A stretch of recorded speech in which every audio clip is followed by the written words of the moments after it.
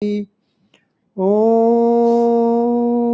सहनावतु सहनौ भुनक्तु सह वीर्यं करवावहै तेजस्विनावधीतमस्तु मा विद्विषावहै। ॐ शांति शांति शांति। ओम श्री गुरुभ्यो नमः। ओम नारायण नारायण नारायण नारायण। ब्रह्मास्मि माला प्रारंभ से। मंगलम मंगलाचार्य तथा मंगलकारकम मंगलम मंगलाराध्यम सर्वं ब्रह्मास्मि मंगलम। नमस्कारो नमस्कर्ता नमस्कार्यो नमस्कृतिः नमस्करण साध्यं यत् सर्वं ब्रह्मास्मि नम्रतः। अहं ब्रह्म मम ब्रह्म महद् ब्रह्मा महत्तथा इदं ब्रह्मानिदं ब्रह्म सर्वं ब्रह्मास्मि सर्वतः। कोऽहं कस्त्वं किमेतच्च न जानेऽहं कथञ्चन। अवश्यमेव जानेतु सर्वं ब्रह्मास्मि सर्वथा। राहुर्ग्रासाद् विनिर्मुक्तो यथा चन्द्रो विनिर्मलः मनो मे निर्मलं तद्वत् ज्ञातं ब्रह्मास्मि निर्मलं ज्ञातं ब्रह्मास्मि निर्मलम्।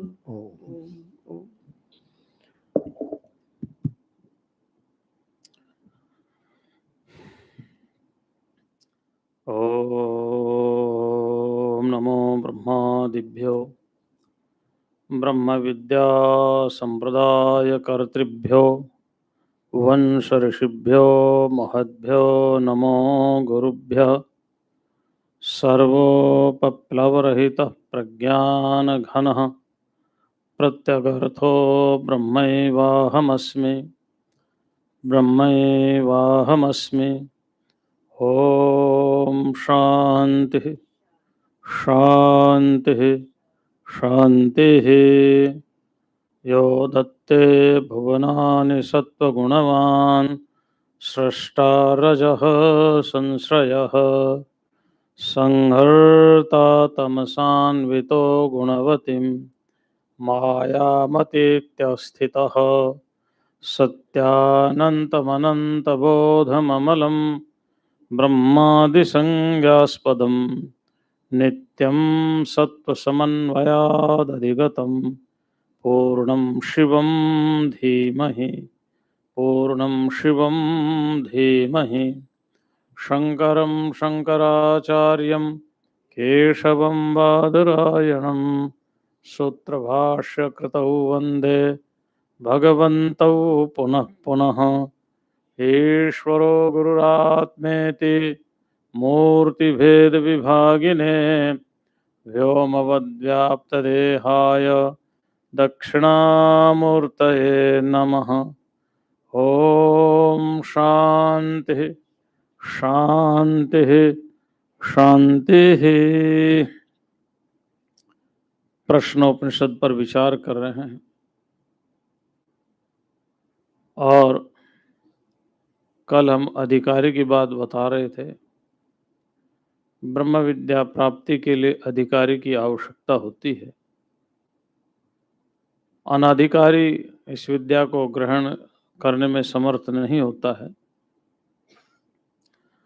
तो उन्होंने कहा तपसा ब्रह्मचर्येण,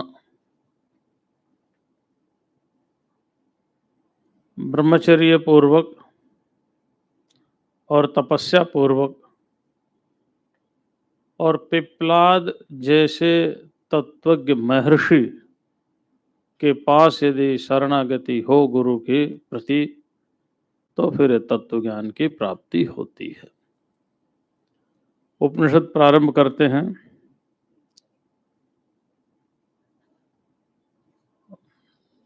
ओम जो है वो परमात्मा का मुख्य नाम है। श्रुति को प्रारंभ करने से पहले ओम का उच्चारण किया जाता है। ओम, ऐसा शास्त्रों में लिखा है, ओंकार शब्दस्य द्वावेतौ ब्रह्मणा पुरे कंठम भित्वा विनिर्यातौ तस्मान मांगलिका बुभौ। शिव पुराण में एक कथा आती है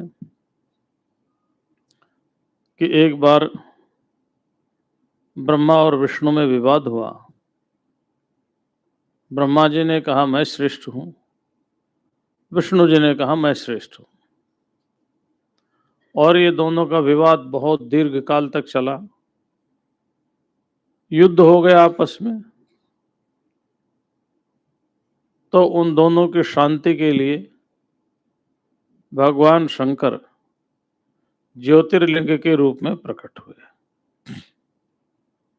जब ज्योतिर्लिंग के रूप में प्रकट हुए तो देखा दोनों ने हमारे बीच में तीसरा कौन आ गया, जिसका आदि का पता नहीं और अंत का पता नहीं। तो दोनों ने प्रार्थना की। जब उन दोनों ने प्रार्थना की तो उस ज्योतिर्लिंग में से जो ध्वनि प्रकट हुई वो ओम की हुई। ओम, तो ये ओम सृष्टि का आदि परिस्पंदन है, वाइब्रेट। जो पहली ध्वनि है वह पहली ध्वनि है ओम, और यही ओम से ही सारा का सारा संसार प्रकट हुआ है। जो सृष्टि का प्रथम परिस्पंदन हुआ, the first vibration of the universe before creating the universe, संसार प्रकट होने से पहले संसार के प्रकट के लिए जो पहला परिस्पंदन हुआ वह था ओम। ओम परमात्मा का नाम है। ओम ब्रह्म का वाचक है। ओम ब्रह्मा, ओम कम, ओम खम। कम कहते हैं ब्रह्म को, आनंद को। क माने आनंद, ख माने अनंत, आकाश के समान जो व्यापक हो। जो आकाश के समान व्यापक है और अनंत है, जो नित्य है, जो सर्वगत है, जो समस्त उपाधियों से रहित है, ऐसे निर्गुण, निराकार, सच्चिदानंदमय जो ब्रह्म है उसका नाम ओम है। इसलिए छांदोग्य तो प्रारंभ से ही कहता है उद्गीत की उपासना करो। और इस उपनिषद में भी प्रणव की उपासना के बारे में बात करेंगे, एक एक अक्षर के बारे में बात करेंगे। अ, उ, म। अ इस अक्षर की कैसे उपासना करनी है, उ इस अक्षर की कैसे उपासना करनी है, और म इसकी कैसे उपासना करें, पूरा का पूरा इसमें सुंदर विवेचन है। तो ओम से मंत्र प्रारंभ होते हैं।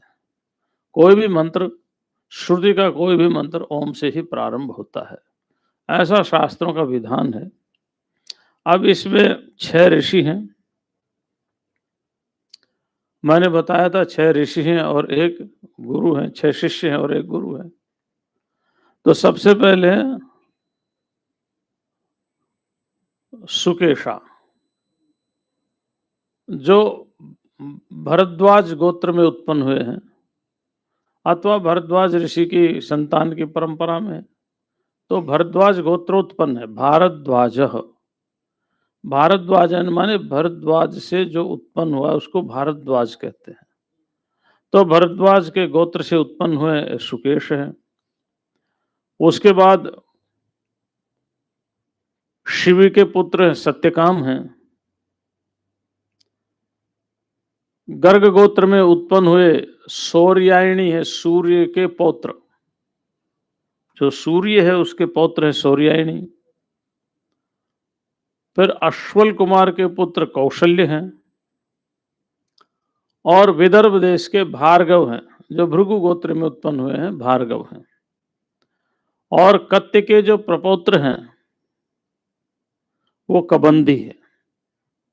ये 6 ऋषि हैं। इन 6 ऋषियों के 2-2 नाम हैं। किसी का देश से संबंधी जैसे विदर्भ है तो विदर्भ देश से वैदर्भी हो गया, और हमारी रुक्मणी भी विदर्भ देश की थी, है ना? है अमरावती के पास, इसलिए रुक्मणी को भी वैदर्भी बोलते हैं ना, वैदर्भी। कोई भी विदर्भ देश से संबंधित हो उसको वैदर्भी बोलते हैं, ठीक है ना?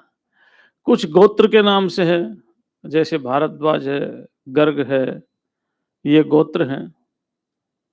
अब ये 6 के 6 ऋषि एक साथ आए हैं या अलग अलग आए हैं, तो उपनिषद की दृष्टि से तो एक साथ ही आए हैं।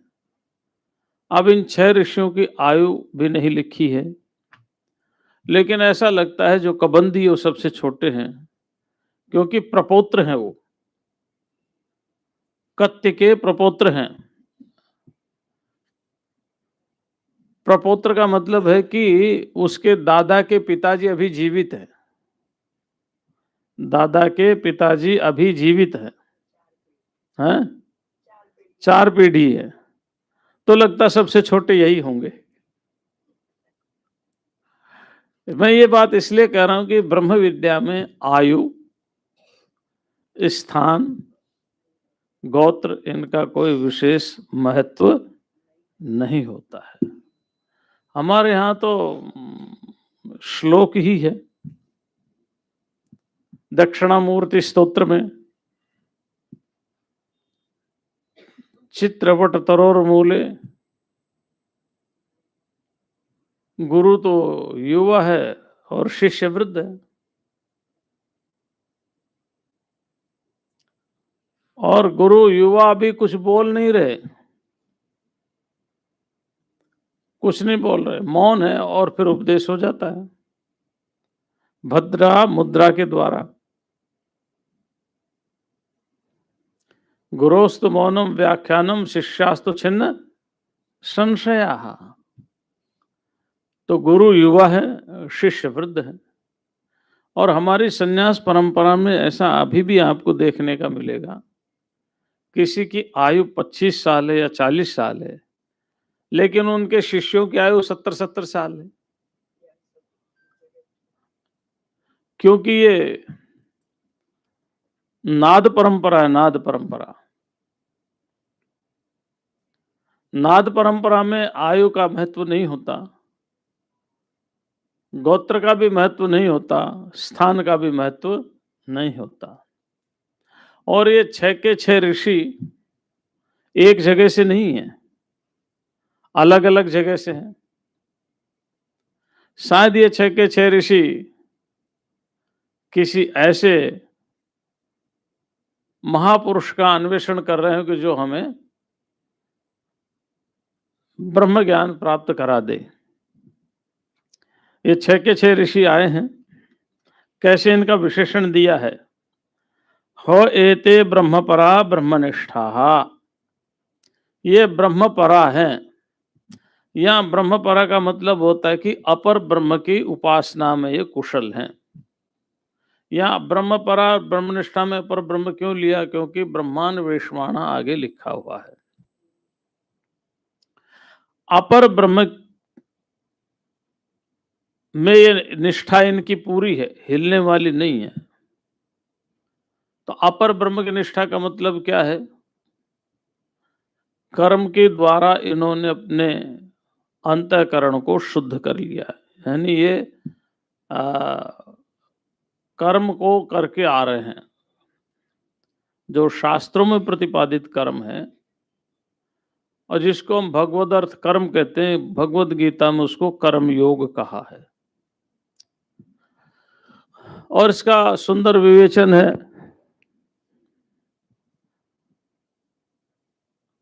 तो चित्त इनका निर्मल है, मन इनका निर्मल है, और उपासना भी इन्होंने कर ली है। उपासना से क्या होता है, चित्त नैष्ठल्यम, क्या होता है, चित्त की चंचलता समाप्त हो जाती है, मन चंचलता रहित हो जाता है, विक्षेप नहीं रहता है। इस चित्त नैष्ठल्यम को ही भगवद गीता में कहा भक्ति रव व्यभिचारिणी। अव्यभिचारिणी भक्ति या अनन्येनैव योगेन माम ध्यायन्त अनन्य भक्ति, इसी को ही अनन्य भक्ति कहा है कि एक निष्ठा है। इन्होंने सगुण ब्रह्म की उपासना में ये कुशल हैं, कुशल ब्रह्म पराहा। अब वो सगुण ब्रह्म की उपासना इन्होंने किसी नाम और रूप को लेकर की हो या विराट स्वरूप को लेकर के की हो,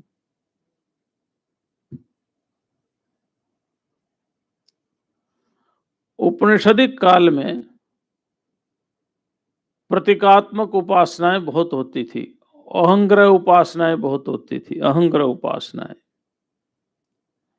तो अब ये अहंग्रह उपासना करके आए हैं या प्रतीकात्मक उपासना करके आए हैं, ये कृत उपास्ती हैं, उपासना इन्होंने कर ली। और इनके नाम भी ऐसे ही हैं, जैसे वैदिक युग में नाम रखे जाते थे वैसे इनके नाम भी हैं, काल का भी देखा जाता है। और अभी नाम रखे जाते तो ये पौराणिक युग है, पुराणों का युग है, तो किसी का नाम रमेश होता, किसी का नाम सुरेश होता, नहीं, किसी का नाम भावेश होता, किसी का नाम शंकर होता, लेकिन ये वैदिक नाम है। अब देखो वेद के ऋषियों के नाम सब ऐसे ही मिलेंगे जो वर्तमान में आपको ढूंढने को नहीं ले मिलेंगे। औडुलोमी किसी का नाम मिलेगा आज? हाँ? आश्वलायन किसी का नाम नहीं मिलेगा। ये युग की बात होती। अब जो युग आ रहा कि अभी जो युग आ रहा है वो तो ऐसे नाम है उनका अर्थ ही पता नहीं क्या निकलता है। यूट्यूब से ले लेते हैं और कोई जर्मनी नाम होता है, कोई फ्रेंच होता है, कोई लैटिन होता है, कुछ होता है और बच्चे को रख देते कि नया चाहिए, नया। उसका अर्थ निकले ना निकले। फिर अब एक और परंपरा चल गई, नाम परंपरा भी चली कि संस्कृत वाला होना चाहिए। अब वो संस्कृत का है या नहीं है उनको कुछ मालूम नहीं है, लेकिन दिखने में ऐसा लगना चाहिए कि ये संस्कृत का है, और संस्कृत का होता नहीं है, देखने में लगता है कि मानो ये संस्कृत का नाम है। तो अब ये जो नाम अब वर्तमान में रखे जा रहे हैं, ये वर्तमान युग का प्रभाव नाम पर। वह कुछ भी रखो लेकिन बोलने में ऐसा लगना चाहिए जैसे नया है, उसका अर्थ निकले ना निकले। अच्छा, यूट्यूब वाले तो झूठ, सबसे ज्यादा झूठ यूट्यूब वाले परोसते, कुछ भी व्याख्या करेंगे, किसी की भी व्याख्या करेंगे। तो युग का प्रभाव अपना होता है। ये नाम भी वैदिक युग के हैं, इसलिए नाम भी इनके ऐसे ही है। कत्य नाम, एक कत्य, बताइए किसी का नाम कत्य है आजकल? नहीं है ना। तो कत्य के पुत्र कात्यायन, तो कत्य के हैं। ऐसे ही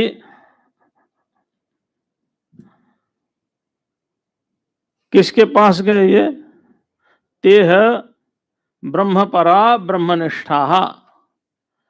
ब्रह्मपरा ब्रह्मनिष्ठा माने अपर ब्रह्म में इनकी पूर्ण निष्ठा है। अच्छा, हमारी है या नहीं अपर ब्रह्म में निष्ठा? बताइए, है क्या? ईमानदारी से बताना, हमारा चित्त कितना चंचल है।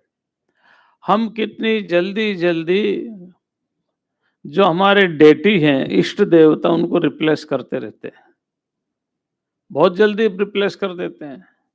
वृंदावन में जाएंगे तो लगेगा कृष्ण जी से बढ़िया कोई है ही नहीं, बस अब हम भी राधे राधे जपेंगे।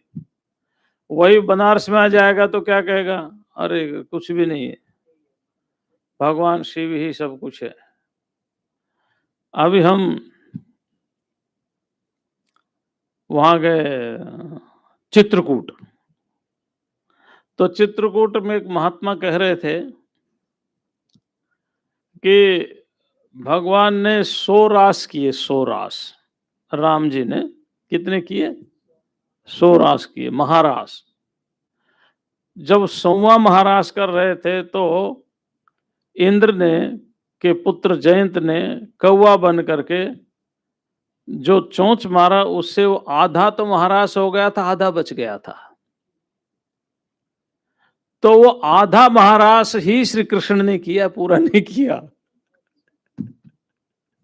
जो श्री कृष्ण ने महाराज किया है वो तो आधा ही है, ऐसा वो बता रहे थे। अब बताओ किसकी महिमा ज्यादा है?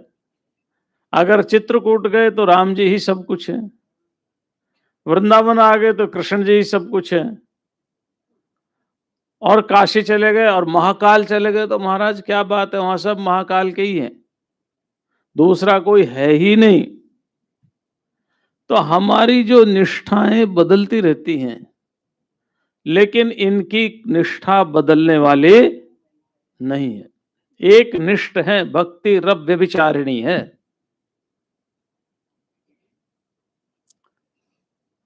इसलिए इनका अंतःकरण बड़ा शुद्ध और पवित्र है, मन बड़ा निश्चल है, कोई चंचलता नहीं, टिकाव है, ठहराव है। तो हम भी गुरु के पास जाएं, तो गुरु के पास जाने से पहले थोड़ा हमें गुरु के पास जाने का अधिकारी भी बन जाना चाहिए। गोस्वामी जी ने तो एक बहुत प्यारा दोहा कहा है, संत मिलन को चालिए तज माया अभिमान, और ज्यों ज्यों पग आगे धरे त्यों त्यों यज्ञ समान, कोटि यज्ञ समान जैसे भी बोलते हैं। उद्देश्य यही है कि अगर माया को और अभिमान को, माया माने मेरा, अभिमान माने मैं। भाई माया माने मेरा ही, तो मकान मेरा, ये धन मेरा है, ये जमीन मेरी, ये कोठी बंगले मेरे, ये परिवार मेरा, यही तो है माया। और माया क्या है? अभिमान माने मैं और मेरा, इन दोनों को छोड़ करके जाना चाहिए।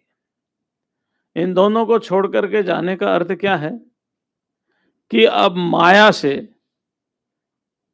तो मेरे को वैराग्य हो गया, और जो मैं था, अभिमान था, अहम था,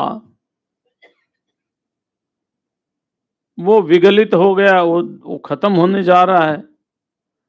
जब इस भाव से आप गुरु के पास जाएंगे तो आप कुछ शिक्षा ले सकते, नहीं तो बड़ा मुश्किल है। और ये जो ऋषि हैं ये तो महाराज बहुत ऊंची स्थिति को प्राप्त है। आज तो बस जमाना ही मतलब ऐसा आ गया कि थोड़ा कुछ कहते ही उसको भगवान घोषित कर देते हैं, भले ही वो संत अपने आप को भगवान कहे ना कहे, लेकिन थोड़ा सा उसकी प्रसिद्धि हो जाए, थोड़ी सी, तो उसके ही शिष्य कभी उनको कृष्ण के रूप में दिखाएंगे, कभी उनको राम के रूप में दिखाएंगे, कभी उनको शिव जी के रूप में दिखाएंगे। थोड़ी सी प्रसिद्धि होने पर ही, चाहे उनको सगुण ब्रह्म भी पूर्ण रूप से उनका निष्ठा हुई हो या नहीं हो, यानी वो ठहरे हो या ना ठहरे हो, लेकिन ये तो महान है, इनकी तो पूर्ण निष्ठा है। तो एते ब्रह्मपरा ब्रह्मनिष्ठा परम ब्रह्मान्वेषमाणाः, पर ब्रह्म का अन्वेषण करने के लिए ये जा रहे हैं। पर ब्रह्म का, हमारे यहाँ महावाक्य हैं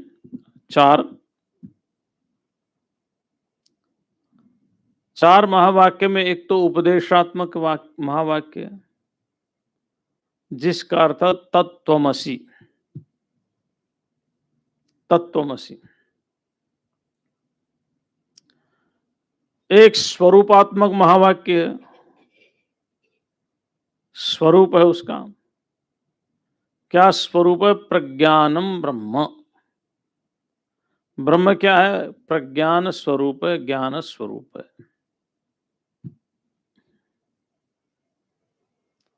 और एक अनुभवात्मक महावाक्य है, वो क्या है अनुभवात्मक महावाक्य? अहम ब्रह्मास्मि, मैं ब्रह्म हूं। ये जो वाक्य अनुभवात्मक वाक्य है, ये बोला नहीं जाता, और जिसको अनुभव होता है उसको पता नहीं रहता मैं ब्रह्म हूं, क्योंकि बताने के लिए इंद्रियां चाहिए। इंद्रियां वहां है नहीं, इंद्रियां है नहीं, और अनुभव करने के लिए भी इंद्रियां चाहिए, वहां इंद्रियां है नहीं। तो अनुभव और अनुभविता दोनों वहां नहीं रहते, केवल आनंद ही आनंद रहता है, सत्ता ही सत्ता रहती, सत्स्वरूपता ही रहती है। इसलिए अहम ब्रह्मास्मि का उपदेश नहीं दिया जाता, और जिसको अनुभव हो गया वो बोलता नहीं है। बड़ी विचित्र स्थिति है, बड़ी विचित्र स्थिति है। मुंह का स्वादवत है, मुंह माने गूंगा, जैसे गूंगे को गुड़ खिला दिया और पूछो कैसा है, तो क्या बताएगा वो? ये आनंद की स्थिति है।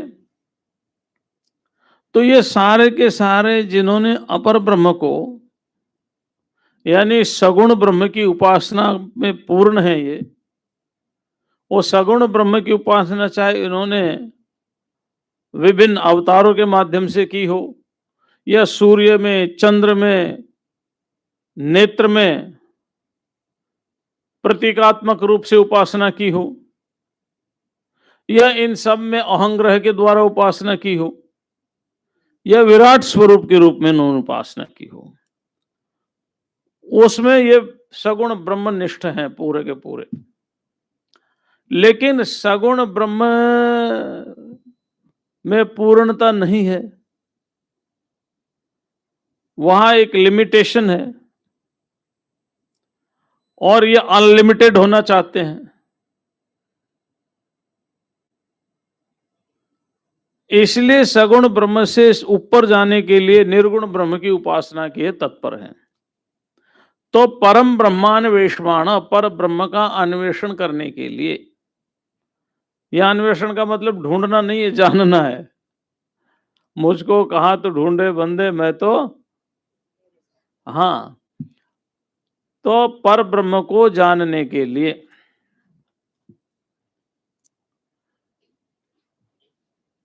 एष वैसे ही तत्सर्वं वक्षति तेह समित पाणी भगवंतम पिप्लादम उपसन्ना। किसके पास गए? पिप्लाद के पास। किसके पास गए? पिप्लाद ऋषि थे। अभी तो मैंने तो नाम सुना नहीं किसी का पिप्लाद, आप लोगों ने सुना? ये वैदिक नाम है। पिप्लाद का अर्थ है जो पीपल है ना, पीपल, पीपलम अतिथि, जो पीपल के फल खा करके मानो गुजारा कर रहे हो, मानो पीपल के फल खा करके ही गुजारा कर रहे हो, पिप्लाद ऋषि है। ऐसी इनकी महिमा है। अच्छा, शिव पुराण में भी एक कथा आती है, और कथा ऐसी है कि जब दधीचि ऋषि से इंद्र ने अस्थियां मांग ली, तो दधीचि ऋषि की पत्नी का नाम था सुवर्चा। तो सुवर्चा को पता चला कि इंद्र मांग करके चला गया अस्थियां, तो सुवर्चा को क्रोध भी आया और उनको देवताओं को श्राप भी दे दिया। अब वो श्राप दिया तो उनके उदर में बच्चा था सुवर्चा के, वो सती होना चाह रही थी, सती होने जा रही थी। जैसे ही चिता की परिक्रमा करके और वो पति को गोद में लेकर के बैठी, तो आकाशवाणी हुई कि सगर्भा स्त्री को सती नहीं होना चाहिए, ये वैदिक धर्म के विरुद्ध है, क्योंकि उसके उदर में एक और जीव, वो अपना तो प्राण ले सकती, दूसरे का कैसे ले सकती है। तो उठ गई, उठकर ने अश्म से, पत्थर से अपने गर्भ को उसने बाहर किया, और वो बच्चे को पीपल के पेड़ के नीचे ही लिटा करके चली गई। खैर उसका लालन पालन हुआ, आगे की कथाएं हैं। या तो कहने का अर्थ यहाँ पिप्पलाद अधभक्षणे वरब्रूट है, जो पीपल के फल, आपने पीपल के फल खाए कभी? नहीं खाए ना? हमने तो बहुत खाए बचपन में। अब गांव देहात का यही तो मजा है। आप लोग पिज्जा बर्गर खाते हो,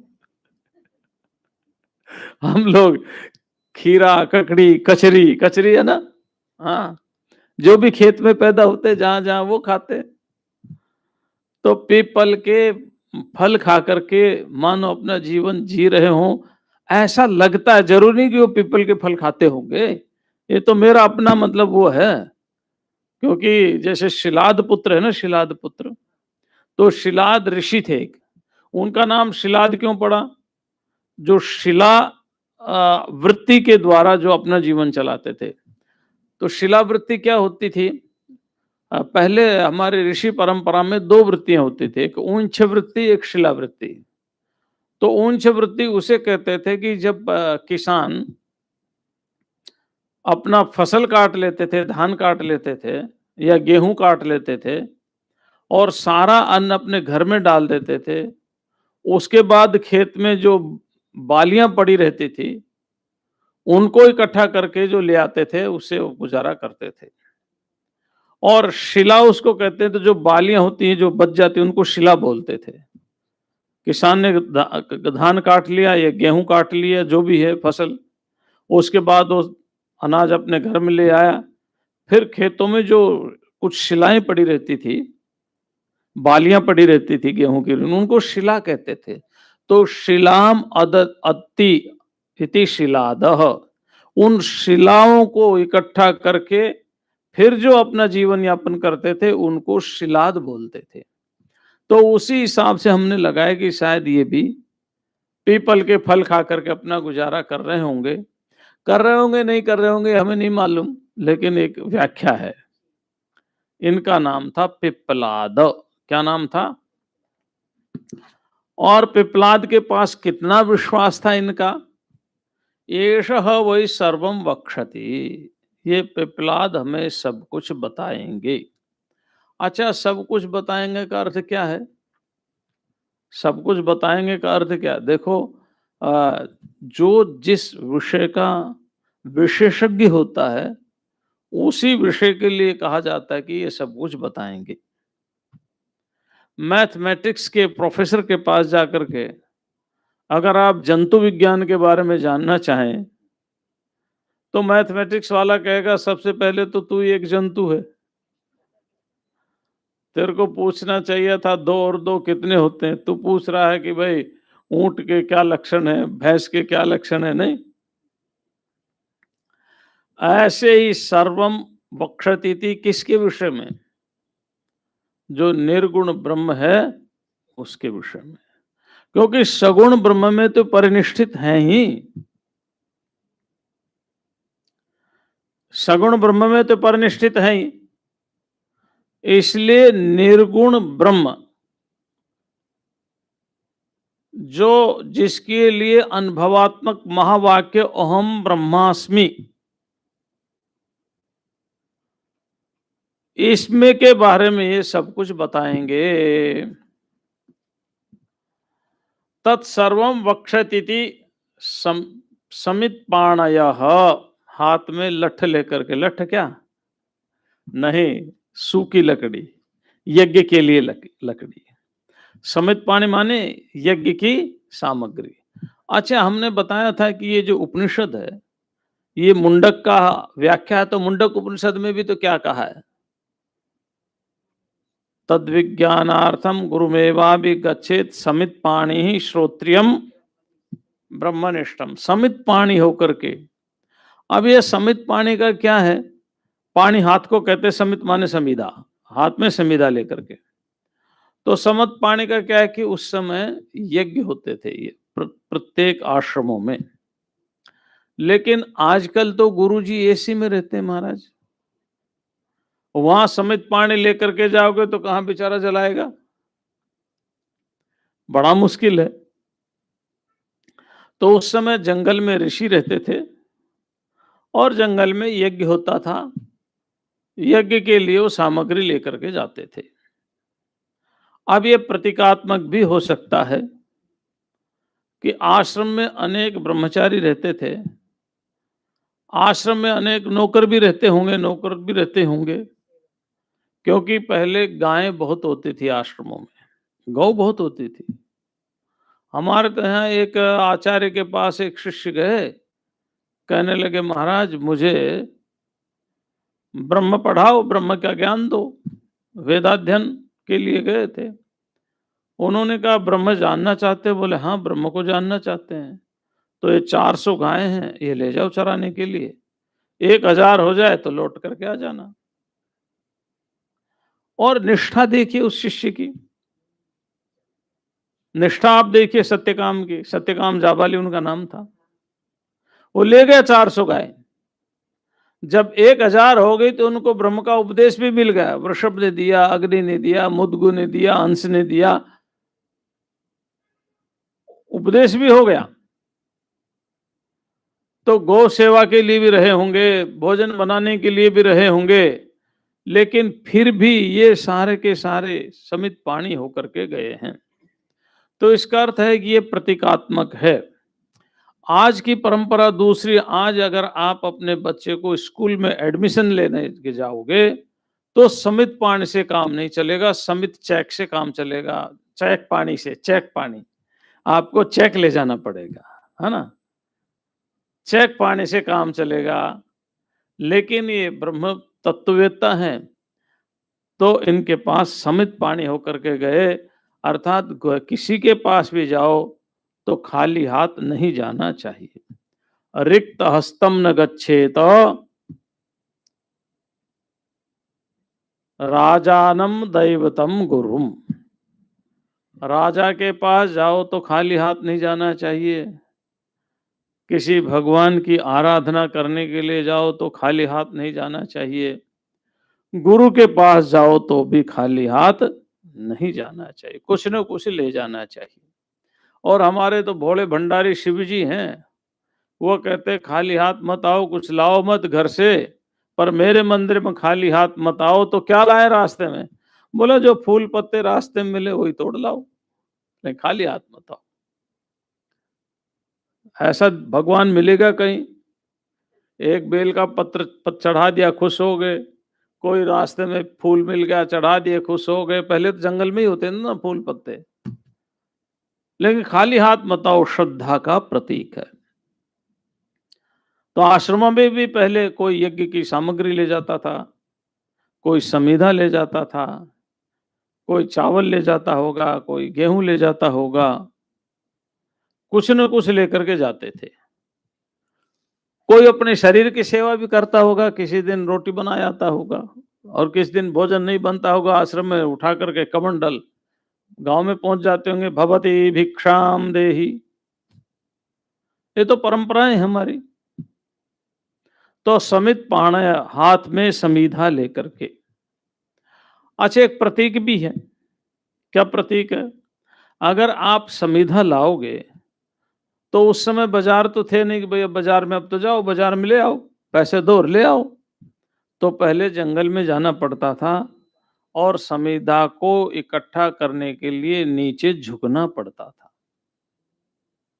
काटने की जरूरत नहीं थी, बहुत जंगल थे, पेड़ में पड़ी रहती थी, लकड़ियां नीचे नीचे पड़ी रहती थी, झुकना पड़ता था। ऐसी विद्या के लिए जाओ तो पहले झुकना सीखो, झुकना सीखो, अकड़ना मत सीखो, झुकना सीखो। आपने देखा होगा मंदिरों में, प्राचीन मंदिरों में जो मंदिर का द्वार होता है बहुत नीचा होता है, यूं करके जाना पड़ता है नीचे झुक के, है ना, अहंकार के विसर्जन के लिए। आप देवस्थान में आए हैं, थोड़ा झुकना सीखो, नीचे होना सीखो थोड़ा। और जैसे पानी का प्रवाह ऊपर से नीचे की ओर जाता है, ऐसे ही ज्ञान का प्रवाह भी ऊपर से नीचे की ओर जाता है। जो झुक गया उसने कुछ सीख लिया, जो अकड़ गया वो तो अकड़ना तो मुर्दे की पहचान है। तो समित पाणयः, हाथ में समीधा लेकर के गए। ये प्रतीक है श्रद्धा का, कुछ न कुछ लेकर के जाना चाहिए। किसके पास गए? पिप्पलाद के पास। उनका विशेषण क्या? भगवंतम, भगवान पिप्पलाद। देखिए गुरु के प्रति श्रद्धा क्या है। गुरु को क्या माना है? भगवान। और भगवान भाष्यकार ने लिखा है कि पूजा के योग्य। पिप्पलाद क्या है? पूजा के योग्य। और भगवान की हम क्या करते हैं? पूजा ही तो करते हैं ना। अब पूजा कैसे करनी है? विग्रह की पूजा का अलग विधान है और गुरु की पूजा का अलग विधान। अब आप सोचो, चलो हाथ पैर दबाएं, तो हाथ पैर दबाना तो पूजा है, लेकिन अपने मन के अंदर जो जिज्ञासाएं हैं उनको शांत करना भी पूजा है।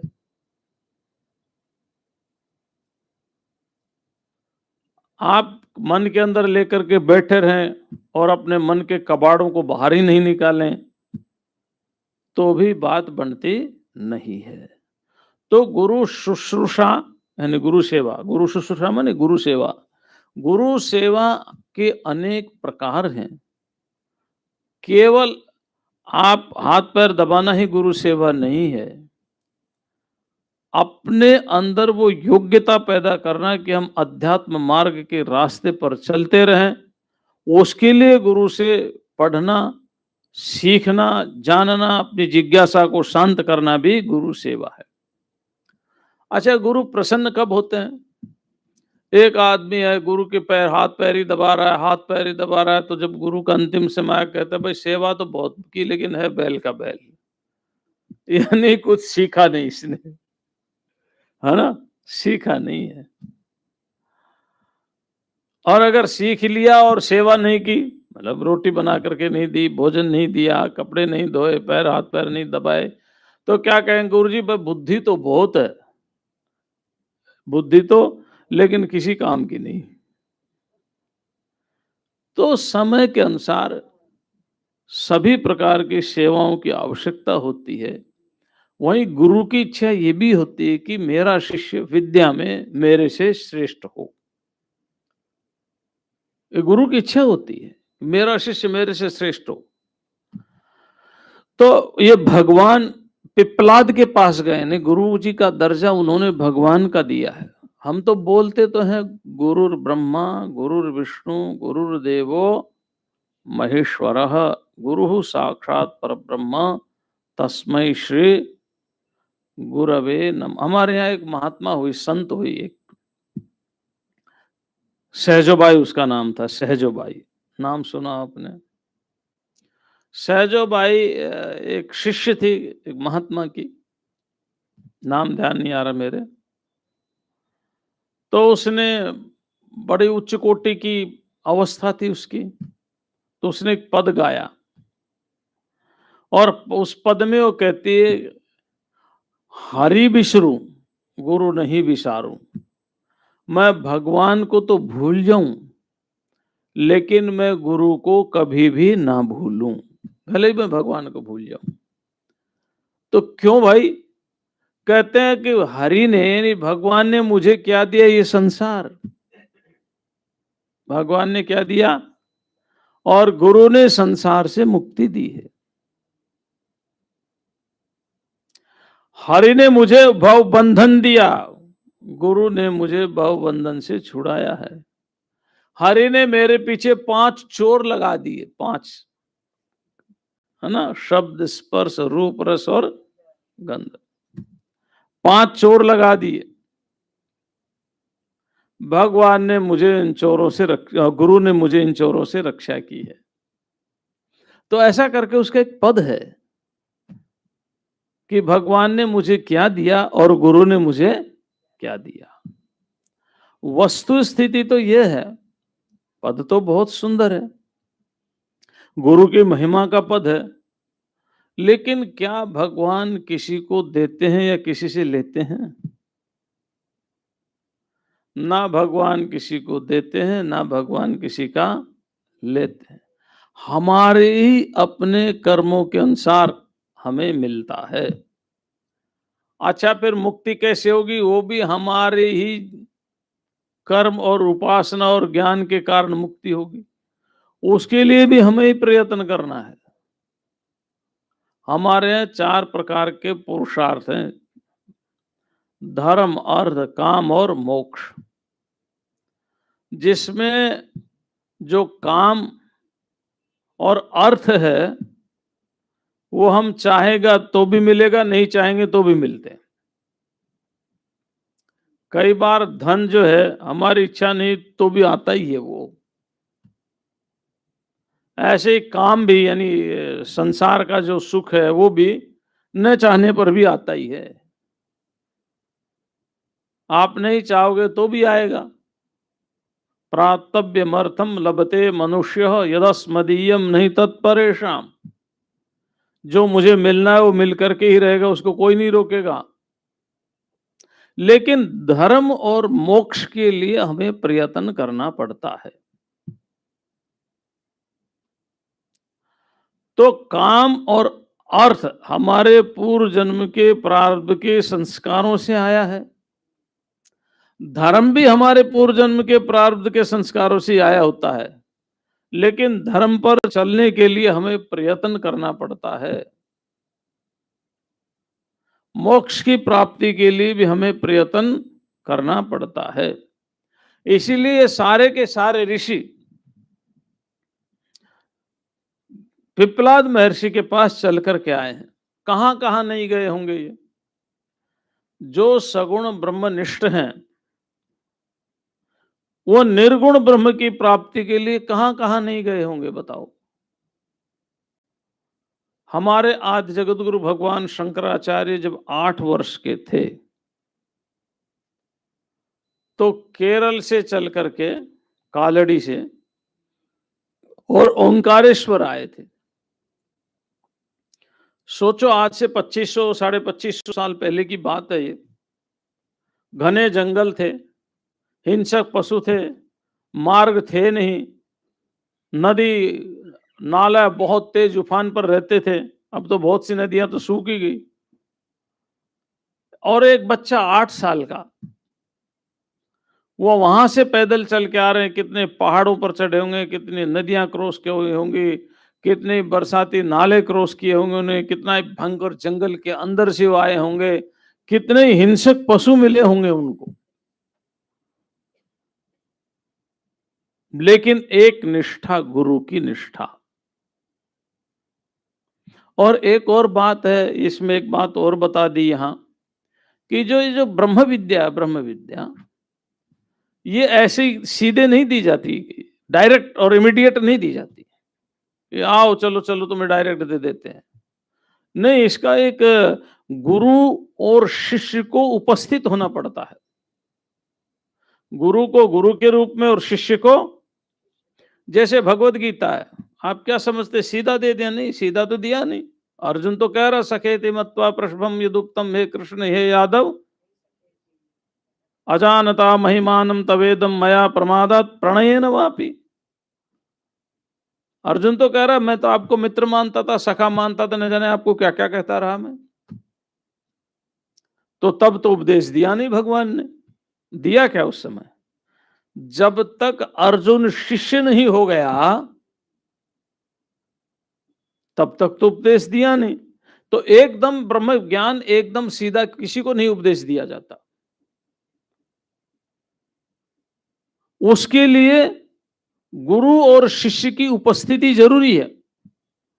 जब अर्जुन ने कहा शिष्यस्तेम शादी माम त्वम प्रपन्नम, मैं आपका शिष्य हूं, अब आप मुझे उपदेश दीजिए, तो फिर भगवान ने उपदेश दिया। जब तक नचिकेता यम धर्माचार्य के पास नहीं पहुंच गए तो यम ने उपदेश नहीं दिया। प्रलोभन बहुत दिया था, लेकिन प्रलोभन के लिए क्या कहा? स्वभावा मर्तस्य यदंत कही तत् सर्वेन्द्रियाणाम जरयंती तेज। आप जो प्रलोभन दे रहे हो ये तो स्वभाव, स्व माने कल, टुमारो, स्व माने टुमारो, भाव माने रहने वाले, तो कल तक रहने वाले हैं। ये तो खत्म होने वाले हैं, आज है कल नहीं है। और ये जितने भी भोग हैं इंद्रियों के तेज को हरण करने वाले हैं। ये नहीं चाहिए मुझे। तो वाराणाम वर्ण वरस तृतीय, जो मेरा तीसरा वर है वही मुझे चाहिए। अस्तित्व के नायम च अस्तित्व चाहिए। जब नचिकेता पूर्ण रूप से शिष्यत्व की स्थिति में आ गया तो फिर यमाचार्य ने नचिकेता को उपदेश दिया है। कोई भी संवाद देख लो, वसुदेव और नारद जी कितनी बार नहीं मिलते थे, हजारों सैकड़ों बार मिलते थे। लेकिन एक दिन नारद जी जब गए द्वारिका में, तो वसुदेव जी ने उनको बुलाया, बड़ी स्तुति की, आप जैसे संत महात्माओं का हमारे यहाँ आना बड़े सौभाग्य की बात है। देवता तो स्वार्थी होते हैं, उनको हम कुछ देते हैं तो फिर हमें कुछ देते हैं, कुछ नहीं देंगे तो हमारा बिगाड़ देंगे। लेकिन संत महापुरुष तो अकारण करुणा करने वाले होते हैं। इसलिए मैं आपसे जीवन में जो श्रेय है उसके बारे में जानना चाहता हूं। जब वसुदेव ने नारद जी के सामने शिष्यत्व का रूप धारण कर लिया, तो नारद जी ने गुरु का रूप धारण किया। समझ गए ना आप? कोई भी प्रकरण उठा करके देख लो,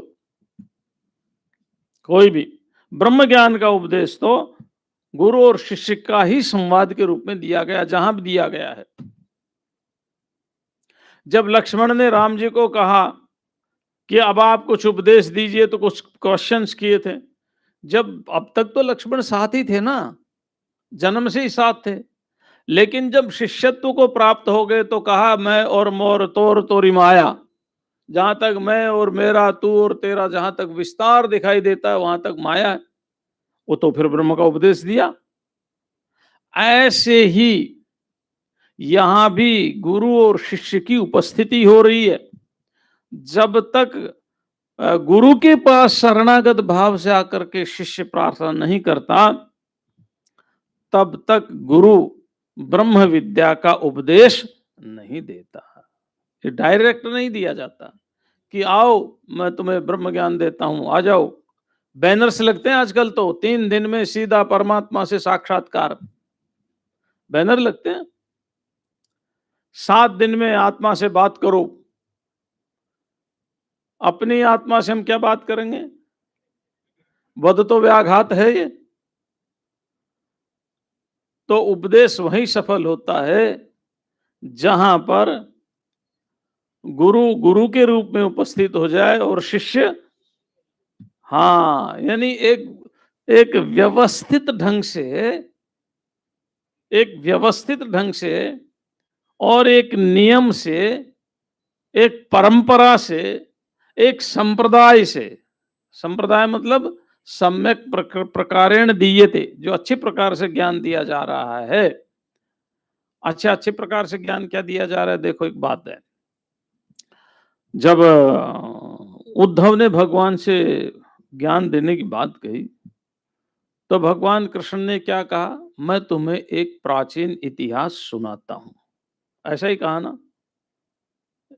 एक प्राचीन इतिहास सुनाता हूं। तो ये परंपरा का ज्ञान है। भगवान सीधे भी तो दे सकते, गीता जी में तो कह दिया, इमं विवस्वते, मैंने पहले इसको ज्ञान दिया, उसको ज्ञान दिया, काल प्राय से नष्ट हो गया, अब वही ज्ञान मैं तुम्हें दे रहा हूं। कहा ना 4थे अध्याय में, मनोरिक्षा कोय ब्रवीत, ये सब कहा। लेकिन वहां उद्धव को कहा कि मैं एक इतिहास सुना रहा हूं। फिर उन्होंने अवधूत और अवधूत दत्तात्रेय का और यदु का संवाद सुनाया। ऐसे नारद जी ने भी वसुदेव को उपदेश देते हुए कहा कि मैं तुम्हें एक इतिहास सुना रहा हूं। फिर निमिका और नवयोगेश्वर का संवाद सुनाया।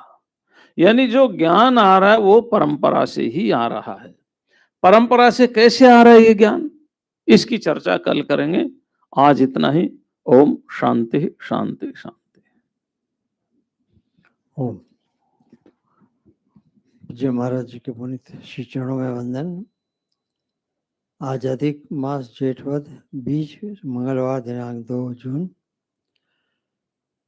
स्वामी श्री प्रेमपुरी आश्रम ट्रस्ट आयोजित दया गीता चिंतन माला के अंतर्गत परम पूज्य स्वामी श्री मुक्तानंदपुरी जी महाराज द्वारा श्रीमद् भगवद गीता शंकर भाष्य विषय पर प्रवचन 15 जून तक प्रतिदिन सायं 6 से 7 के दरमियान होगा। प्रेमपुरी विसामो के अंतर्गत श्रीमती मिनीबेन शाह द्वारा वार्तालाप होगा, जिसका समय रहेगा आज सायं 4:30 से 6। ओम। अब शांति पाठ होगा। ओम पूर्णमदः पूर्णमिदं पूर्णात् पूर्णमुदच्यते पूर्णस्य पूर्णमादाय पूर्णमेवावशिष्यते। ओम शांति शांति शांति। ओम श्री श्री गुरुभ्यो गुरुभ्यो नमः। नमः। ओम